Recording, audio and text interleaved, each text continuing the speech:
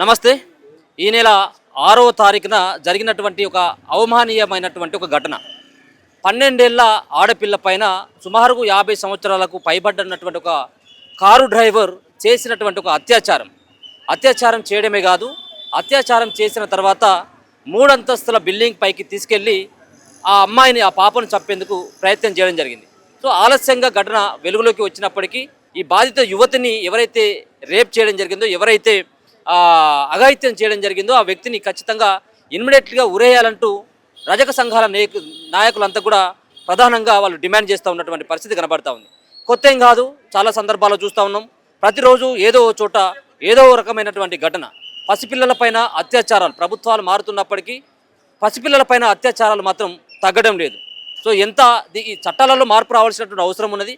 మరో పక్కన ఇమ్మీడియట్గా శిక్ష పడేటువంటి సెక్షన్స్ కనుక పెట్టినట్టయితే వీటన్నిటి కూడా అడ్డుకట్ట వేసేటువంటి ఒక పరిస్థితి ఉంటుంది. ఇట్లానే కొనసాగినట్టయితే ఆడపిల్లల్ని కనాలంటేనే తల్లిదండ్రులు భయపడేటువంటి ఒక పరిస్థితికి వచ్చింది. ఇప్పుడు నిమ్స్ ఆసుపత్రిలో ఆమె చికిత్స పొందుతూ ఉంది. చావు బతుకుల మధ్యలో కొట్టుమిట్ట ఆడుతూ ఉన్నది.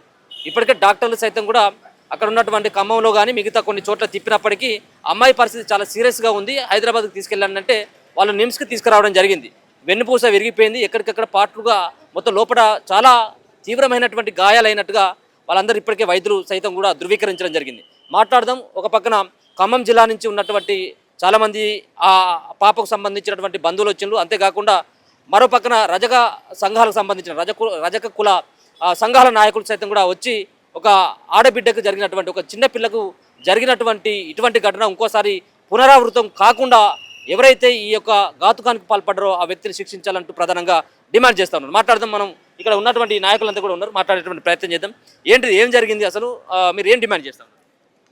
రాపర్తి నగర్లో, ఖమ్మంలో రాపర్తి నగర్లో జరిగిన ఇన్సిడెంట్ మీ అందరికీ తెలిసింది ఇప్పటికే.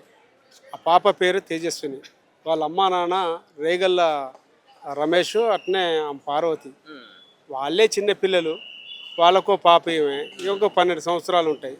ఈ 12 సంవత్సరాల అమ్మాయి వాళ్ళ తాతను వాళ్ళ నానమ్మ రాపర్తి నగర్ అపార్ట్మెంట్లో పనిచేస్తారు.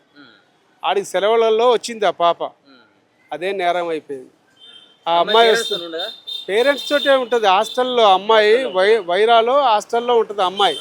సెలవులు కాబట్టి వచ్చింది. తల్లంపాడు వాళ్ళది అసలు. తల్లంపాడు అయితే ఇక్కడ తాతయ్య దగ్గరికి నానమ్మ దగ్గరికి వచ్చింది.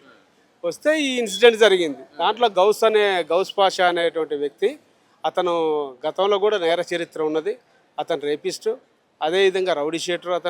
అతను నేర నేపథ్యం ఉన్నటువంటి, అతనికి 45-50 బిలో ఉంటాయి. అయితే అతను ఈ ఘాతకానికి పాల్పడ్డటువంటి విషయం మీ అందరికీ తెలుసు.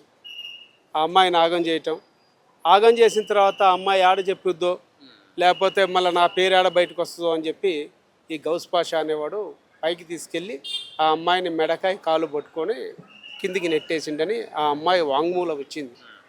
ఆ అమ్మాయి చెప్తేనే మనకు తెలిసింది. ఇది కొంచెం లేటుగా తెలిసింది. కాకపోతే 6వ తారీఖు నాడు జరిగింది. భయపడ్డారు వాళ్ళు. భయపడ్డ తర్వాత వాళ్ళ మామయ్యకి చెప్పుకొని ఏడిస్తే అప్పుడు బయటకు వచ్చింది ఇది మొత్తం కూడా. అరెస్ట్ చేశారు, అతను పోక్సో పెట్టారు, అరెస్ట్ చేశారు. కానీ మళ్ళా బయటకు వస్తారు. మళ్ళీ ఇలాంటి మానవ మృగాలు మళ్ళా పిల్లగాల మీదో ఆడపిల్లల మీదో పట్టడానికి ఎక్కువ అవకాశాలు ఉన్నాయి. ఇలాంటివి జరగకుండా ఉండాలంటే ప్రభుత్వం ఏం చేయాలంటే, మా కాడ 3 మంత్రులు ఉన్నారు. ఒక్కళ్ళు కాదు, 2 కాదు. స్థానిక మంత్రి మాకు తుమ్మల నాగేశ్వరరావు గారు, శ్రీనివాసరెడ్డి గారు, బట్టి విక్రమార్క గారు, 3 మంత్రులు ఉన్నారు. ఈ 3 మంత్రులు ఉన్న జిల్లాలో ఆడపిల్లలకి రక్షణే లేదా? ఆడపిల్లలేగా, చిన్నపిల్లలకి రక్షణ లేదు, ఆడపిల్లలకి రక్షణ లేదు. మరి దీన్ని ఎలా తీసుకుంటుంది ఈ ప్రభుత్వం? ఇలా కుటుంబం పరిస్థితి, అమ్మాయి ఆరోగ్య పరిస్థితి చూసాం. నేను నా భార్య హైదరాబాద్ నిమ్స్కి వచ్చినాం, చూసాం అమ్మాయిని. చూస్తే ఈ కింది పార్ట్ మొత్తం కూడా పనిచేయట్లేదు, బ్లీడింగ్ అవుతుంది అమ్మాయికి. ఈ 2 చేతులు ఇరిగిపోయినాయి, ఈ ఎముకలు, ఈ బరెంక ఇవి కూడా మొత్తం ఇరిగిపోయినాయి. ఆ అమ్మాయి అసలు మాట్లాడలేని పరిస్థితి, కూర్చోలేని పరిస్థితి, అసలు ఉంటుందో చనిపోద్దో కూడా తెలియలేని పరిస్థితులలో ఉన్నది. ఆ అమ్మాయిని ఎలా ఆదుకుంటుంది ఈ ప్రభుత్వం? ఎలా ఆదుకోవాలనుకుంటుంది? ఏ ఒక్క మంత్రి అనే బాధ్యతాయుతంగా వచ్చి హాస్పిటల్ కాడికి వచ్చి ఎవరు రాలేదండి. పరామర్శించడం కూడా గర్వంగానే నేను చూసుకుంటాలే, నేను చేస్తాలే, నేను చూస్తలే. అదే అగ్రకులాల వాళ్ళకి జరుగుతూ తిట్నే ఉంటుందా? బీసీ వర్గాలకు జరగబట్టేగా ఇలా ఉంది. బీసీ వర్గాలకో ఎస్సీలకో ఎస్టీలకో జరిగితే తాత్సారం చేస్తారు. అదే అగ్రకులాలకు జరిగితే మాత్రం ఎమ్మటే యాక్షను, ఎన్కౌంటరో లేకపోతే ఏదో ఊరి శిక్ష ఏదో ఒకటి చేయించగలుగుతారు. కానీ మనం పేదవాళ్ళం కదా, ఈ పేదవాళ్ళకో న్యాయం, ఈ గవర్నమెంట్లో ఉన్నోళ్ళకో న్యాయం. అందుకని మేము అనేది ఏంటంటే భవిష్యత్తులో ఏ అమ్మాయి చిన్న పాప కావచ్చు, ఆడపిల్లలు కావచ్చు, మళ్ళీ ఆడపిల్లల జోలికి పోవాలంటేనే తెలంగాణ రాష్ట్రంలో భయపడేలాగా ఈ రాష్ట్ర ప్రభుత్వం చర్యలు తీసుకోవాలని చెప్పి మేము కోరుతా ఉన్నాం. అదేవిధంగా అమ్మాయికి వైద్యం మొత్తం ప్రభుత్వం భరాయించి ఆ కుటుంబానికి ఎలా అండగా నిలబడతారు. వాళ్ళు ఎంతో మనోధైర్యంతో కోల్పోయి అవస్థ పడుతున్నారు, ఏడుస్తూ ఉన్నారు తల్లిదండ్రులు. వాళ్ళని చూసి మాకే చాలా బాధ వేసింది. సరే, సంఘంగా మేము ఉండాల్సింది మేము ఉంటాం. సంఘంగా, జిల్లా సంఘంగాన, రాష్ట్ర సంఘంగాన మేము మ్యాక్సిమం కుటుంబాలకి అండగా నిలబడతాం. కానీ అదే సరిపోద్దా? ఈ ప్రభుత్వాలకు బాధ్యత లేదా? మాటలు చెప్పి ఓట్లు వేయించుకున్నదనక ఒక మాట, బీసీ ఎస్సీ ఎస్టీలని మేము చాలా బాగా చూసుకుంటామని చెప్తారు. ఇవాళ గవర్నమెంట్ వచ్చిన కానించి ఆడపిల్లలకు రక్షణ లేనటువంటి పరిస్థితి వస్తుంది. అందుకనే మేము కోరేది ఒకటే ఒక కోరిక, ఆ కుటుంబాన్ని జాగ్రత్తగా చూడాలి. ఆ కుటుంబానికి ఏదైనా కాంపన్సేషను, మంచి ఒక ₹1 కోటి ప్యాకేజీ అమ్మాయి పేరు మీద ఏదైనా చేయాలి. ఒకటి. 2, వైద్యం ఎడ్యుకేషన్ మొత్తం కూడా ప్రభుత్వం భరాయించాలి. ఆ కుటుంబానికి అండగా నిలబడాలి. వాడికి మాత్రం కఠినమైన శిక్ష. మళ్ళీ రాష్ట్రం మొత్తం భయపడేలాగా, మళ్ళీ ఆడపిల్లల జోలికి పోవాలన్నా, ఏ చిన్న పిల్లల జోలికి పోవాలన్నా కానీ భయపడేలాంటి పనిష్మెంట్ ఈ ప్రభుత్వం ఇవ్వాలని చెప్పి మేము కోరుకుంటా ఉన్నాం, ఆశిస్తున్నాం. అలా చెయ్యని పక్షంలో మేమేం చేయాలో కూడా మాకు తెలుసు. ఎందుకంటే చట్టాన్ని మా చేతిలో తీసుకునే ఉద్దేశం మాది కాదు. కానీ మా కులంతో పాటు అన్ని కులాలను ఏకం చేస్తాం. వాడికి ఎలా బుద్ధి చెప్పాలో కూడా బుద్ధి చెప్తామని చెప్పి సందర్భంగా తెలియజేస్తాను. ఓకే, మీరేం చెప్పదలుచుకున్నారు? ఒక పసిపాప 12 ఏళ్ళ బాలిక, 5వ తరగతి 4వ తరగతి చదివి ఉంటుంది. అటువంటి వాళ్ళని సైతం కూడా ఇటువంటి కామాంధులు, ఇటువంటి 50-60 సంవత్సరాలు ఉన్నటువంటి వ్యక్తులు ఈ రకమైనటువంటి అఘాయిత్యాలకు పాల్పడుతున్నటువంటి విషయం, ముఖ్యంగా బీసీ వర్గాల్లో ఉన్నటువంటి ఈ బిడ్డకు జరిగినటువంటి అన్యాయాన్ని సో ఎట్లా చూస్తారు, ఏం డిమాండ్ చేస్తున్నారు? మొట్టమొదటిగా 6వ తారీఖున ఖమ్మం నడిబొడ్డున 2 టౌన్ పిఎస్ పరిధిలో ఈ సంఘటన జరిగింది. దాని వెలుగులోకి 9వ తారీఖు వెలుగులోకి రావడం జరిగింది. 9వ తారీఖు తెలవంగానే రాత్రికి నాకు అక్కడ ఉన్నటువంటి రజక సంఘాల నాయకులు ఫోన్ చేస్తే నేను వాళ్ళ తల్లిదండ్రుల నంబర్ తెలుసుకొని ఫోన్ చేసిన. దాని తర్వాత పొంగులేటి శ్రీనివాసరెడ్డి గారికి ఫోన్ చేసిన, 2-3 సార్లు ఫోన్ చేసిన, ఆయన తీయలేదు. దాని తర్వాత 2 టౌన్ సిఐ గారికి ఫోన్ చేస్తే వాడిని అరెస్ట్ చేసినాము, సంఘటన అయితే జరిగింది, వాడిని అయితే అరెస్ట్ చేసినాము, తప్పకుండా యాక్షన్ తీసుకుంటాం, వదిలే ప్రసక్తి లేదని చెప్పిండు. పొంగులేటి శ్రీనివాసరెడ్డి గారు కూడా నిన్న ఫోన్ చేసి ఆయనకు వాళ్ళ తల్లిదండ్రులు పరామర్శించడం జరిగిందని తెలుసుకున్నాను. కానీ నేను ఒకటే, పరామర్శగానే మిగిలిపోవద్దు. ఇది పరామర్శ చేసినంత మాత్రాన కడుపు బాధ తీరేది కాదు. ఈరోజు ఖమ్మం జిల్లా నుంచి తెలంగాణలో ఒకే జిల్లా నుండి 3 మంత్రివర్గంలో స్థానం సంపాదించారంటే అది దేశ చరిత్రలోనే ఖమ్మం జిల్లాకి దక్కింది.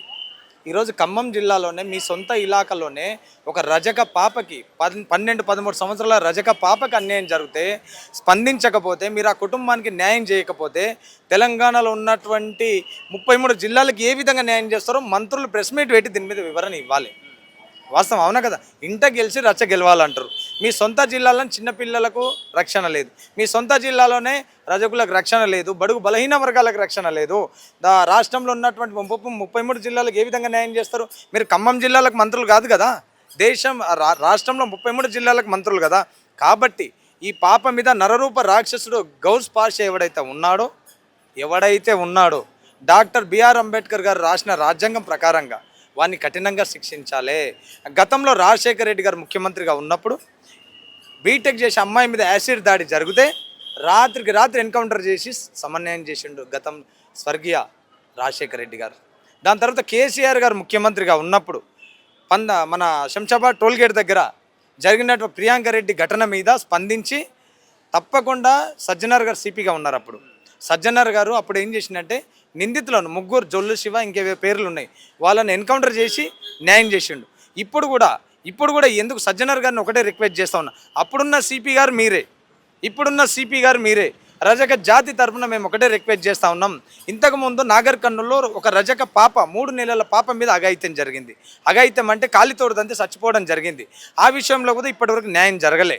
అవునా?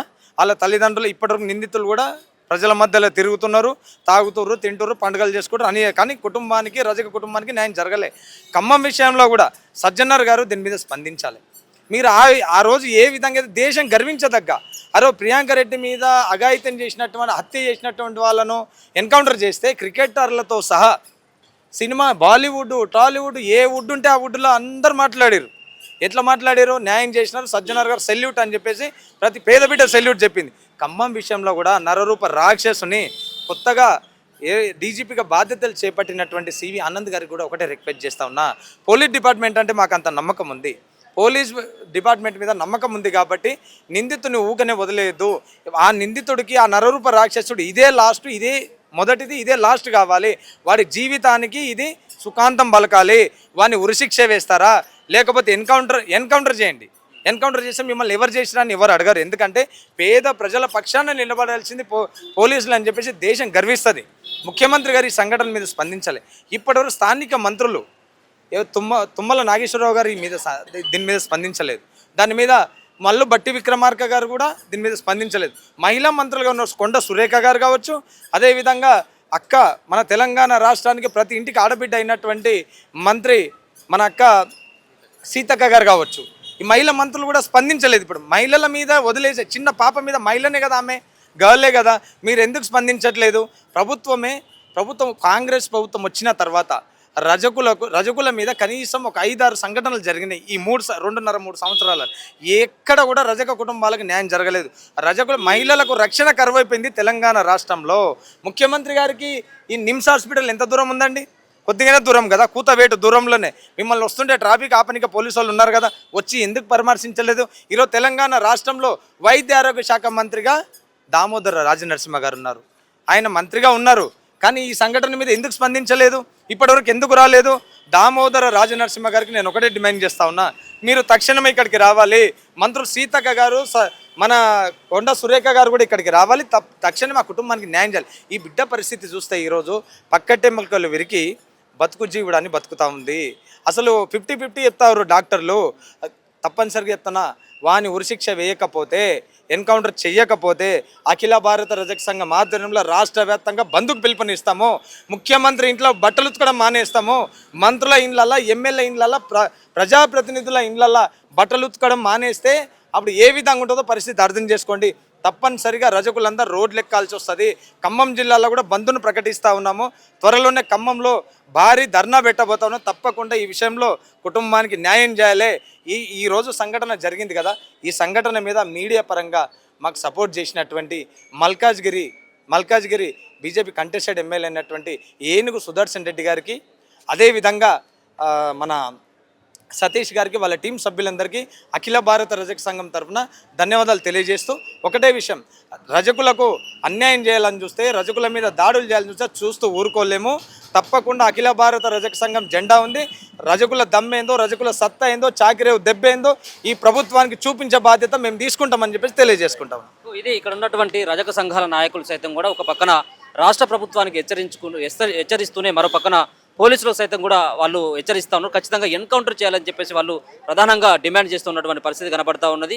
ఒక ఆడపిల్లకి, అది కూడా 12 ఏళ్ల ఒక పాపకి జరిగినటువంటి అత్యాచారం పైన ఖమ్మం జిల్లాలో ఉన్నటువంటి ప్రజాప్రతినిధులు ఇప్పటికి కూడా స్పందించకపోవడం, ఆ కుటుంబాన్ని ఆదుకుంటామన్నటువంటి ఒక భరోసా ఇవ్వకపోవడం నిజంగా సిగ్గుచేటు అని చెప్పేసి కూడా ఇక్కడ ఉన్నటువంటి రజక సంఘాల నాయకులంతా కూడా తెలియజేస్తూ ఉన్నారు.